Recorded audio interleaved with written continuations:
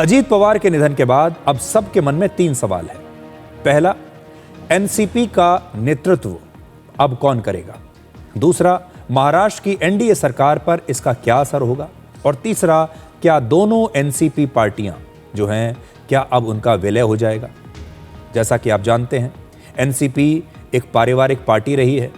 शरद पवार की यह पार्टी थी और शरद पवार की इस पार्टी में पहले तो अजीत दादा पवार ने बहुत मेहनत से अपने चाचा के साथ काम किया, बड़े नेता बने और फिर अचानक से उन्होंने शरद पवार को छोड़कर अपनी अलग पार्टी बना ली।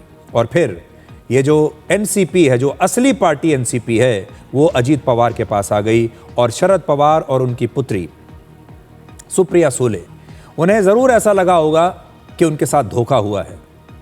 दोनों के बीच में एक दरार आ गई थी।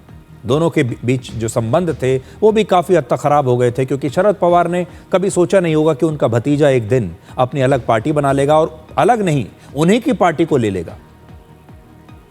लेकिन ये परिवार ऐसा है कि तमाम मतभेद इनके बीच में रहे, लेकिन तभी भी पूरी तरह से संबंध विच्छेद कभी नहीं हुए। और आज आपने देखा होगा जिस प्रकार से सुप्रिया सुले वहाँ पर पहुँची और वो कह रही थी कि सबका लाडला चला गया, उससे अब एक अटकल ज़रूर लग रही है कि हो सकता है कि अब ये दोनों पार्टियां एक बार फिर से इनका विलय हो जाए।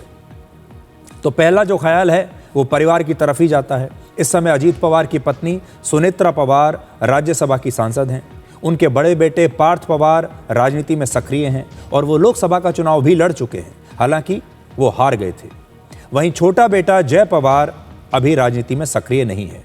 ऐसे में भावनात्मक रूप से अजीत पवार की पत्नी सुनेत्रा पवार को एनसीपी के नेतृत्व का सबसे मजबूत दावेदार माना जा सकता है, माना जा रहा होगा। हालांकि प्रफुल्ल पटेल अभी हैं जो पार्टी का नेतृत्व कर रहे हैं, लेकिन बारामती की जनता से उनका जो सीधा जुड़ाव रहा है, महाराष्ट्र की जनता से उनका और उस परिवार का जो सीधा जुड़ाव रहा है, सालों से अजीत पवार के साथ उनकी पत्नी भी जमीनी स्तर पर काम करती रही है, लेकिन उनके पास प्रशासनिक अनुभव की कमी है। लेकिन पार्टी को टूटने से बचाने के लिए हो सकता है कि नेतृत्व उन्हें भी सौंपा जा सकता है। इस समय जो है प्रफुल्ल पटेल भी हो सकता है कि वो पार्टी का नेतृत्व करेंगे। वो सबसे अनुभवी चेहरा हैं इस समय पार्टी के। और ये भी हो सकता है कि शरद पवार का परिवार अपनी तरफ से ये ऑफर करे कि इन दोनों पार्टियों का विलय एक साथ कर देना चाहिए।